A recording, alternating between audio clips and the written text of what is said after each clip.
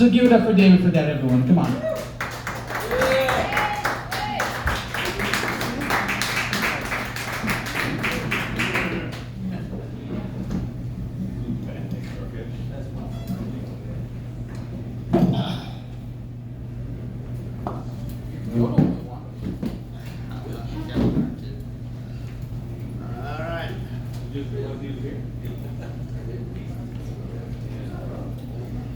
Good evening, everybody. Actually, I am now Peter LeDuc with this hat on. This is David Fredette, and this is Peter LeDuc. Peter LeDuc is a character in the main character in my storybooks. Go to davidfredettebooks.com for more insight. Okay, tonight I'm going to recite 10 poems. I'm working on a project. I'm trying to do 175 poems. I have 30 in the collection right now for recitation, and I'm going to do poems 21 through 30 tonight, which is 10 poems. And the first poem I'm going to recite tonight is called Dan Griffin. This is a true story. It's when I worked one summer at the Crosstown Ferry out here in Orient Point to New London. And Dan Griffin, it goes, my first day in July '99 on the job commenced 8 hours prior to the new engineering officer's presence. A clandestine smile of amusement appeared on the smug face of another chief I truly respected and painfully admired. Why has my life been such a lecture? Why has my life now been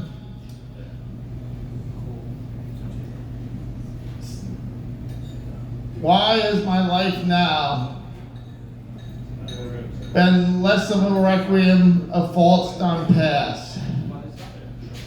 Why aren't we both of similar paths, like our ages and studies? It seems he could never make error.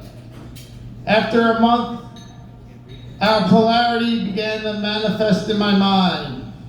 So I then sought to find the brow towards my ride. After 4 months ensued after the drive, within a rather humorous farm, and there he was on the evening news late. A sailor boat sank off of Block Island, leaving him all alone, treading water for 48 hours straight. That's number 21.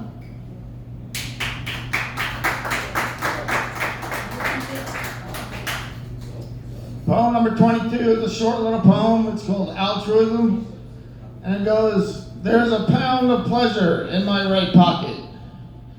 Better to give than to concede in the human race. The deed may not make the pop charts, but it most certainly will kindle the spirits. That's number 22.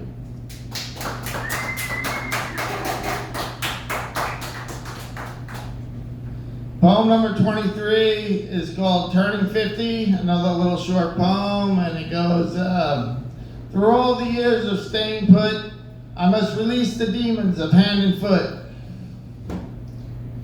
Cradled with my big chest out proud, I favor the dates when we're both laughing out loud. Thus they are far and few between. A rarity, I must confess, where's the scene? Lost to age and a lame routine. But I will never lose the eye for beauty in every woman, though. That's number 22.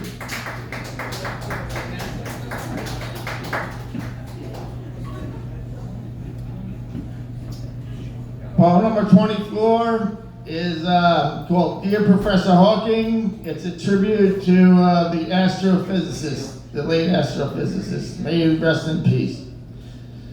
And it goes, is the universe as a whole infinitely increasing with entropy? Hence the BTUs reach into the heavens where it may be more cold. Or is there a more apparent sign that the great expanse of space is reversible, adiabatic? Thus, our existence is more defined. Can the totality of everything that exists have an average temperature measurement? One might need something more than a bimetallic strip. If it has been determined that there is heat transfer from our universe, where does all that lesser form of energy go? We may eternally be nature's thermal source. Does it recycle back to what is nebular? If those nests can only tell us that. Or is the process broader and truly irreversible, a system of constant beginning and never-ending disorder? That's number 24.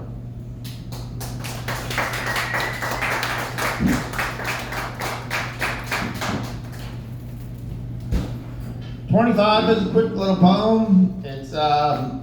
It's another tribute to the author Rachel Carson of Silent Spring, which discussed the ills of our environment. And it goes, it's untitled, it's in my book, Walk in Faith and Eat When You're Hungry, the Jesuit on Steroids.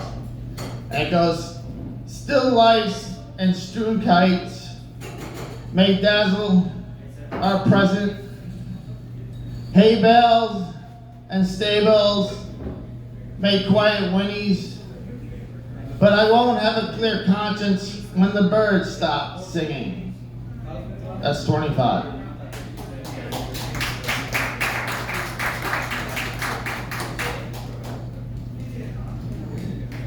"26 is it's called The General. This is another tribute. It's a tribute to George Washington and everybody who served during the Revolutionary War.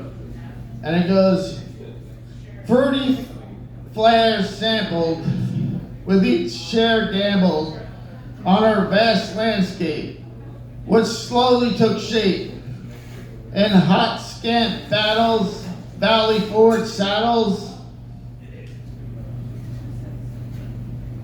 compete with frostbite, solemn budget trite.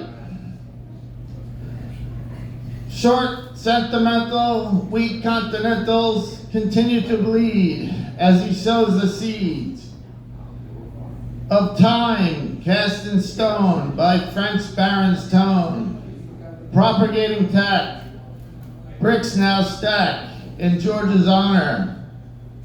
A district ponders his deep legacy, my country, 'tis of thee. That's number 26.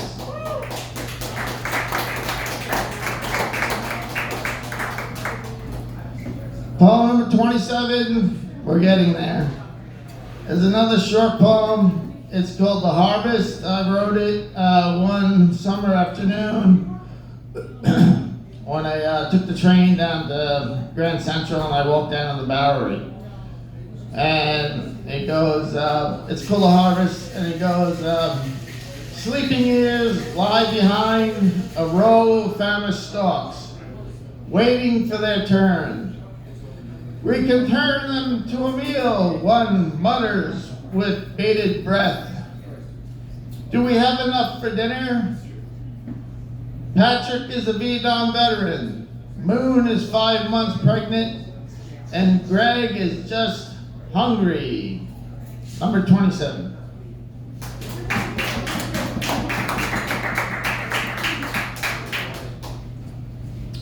Poem number 28. This is another tribute. It's called Are You Jesus? It's a tribute to Jim Morrison and the Doors. And it goes, break on through to where? I don't know the other side. I wash my hands when two worlds collide with savage whiskey bars on the right and love me 2 times to the left. No need to light a fire, candle's wick remains on a stick. With enchanted scent, we may get higher after Lent. Spanish caravans are brought tonight with enlightening brushes between forethought and retrieval. Blanket senses that may ruin our sight. Crystal ships pitch, heave, yaw, and sway. 1,000 thrills can't keep it still from the reality that blows across her bow. Unstable lists from flooded voids are kept at bay with one wise choice. Spirits, illumination, transcendence, and choices are brought to light in the Doors art pieces. So I asked Jim Morrison, are you Jesus? That's number 28.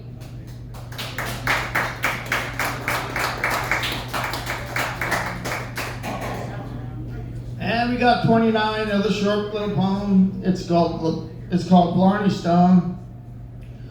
Okay, Blarney Stone, if you don't know, it's in Ireland. If you kiss the Blarney Stone, you get the gift of gab.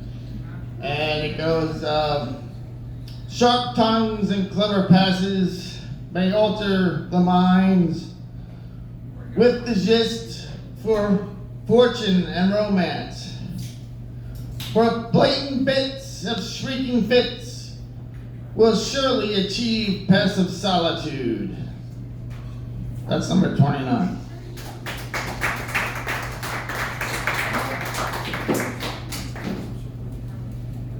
And finally, number 30 is called Easter. And it goes, I'm silent as I look past the deer. Spring winds howl with winter's disdain for heat. A Christian wipes at the chow hall windows clear. Behind the dough, our Lord is raised from dead. Divine visions cast a sense of relief. For now I can dream about pleasant times without the limits when we lack belief. Belief in something that's beyond these lines. Aliens, Buddha, Reverend Moon, J. Christ, we struggle to learn most all they have taught. All may be candidates for life. Maybe it's just another train of thought. But I cannot consume the venison. It is 6 inches tall and made of plastic, right next to the canvas that Christ is on. Transparency, just fine and fantastic. That's number 30.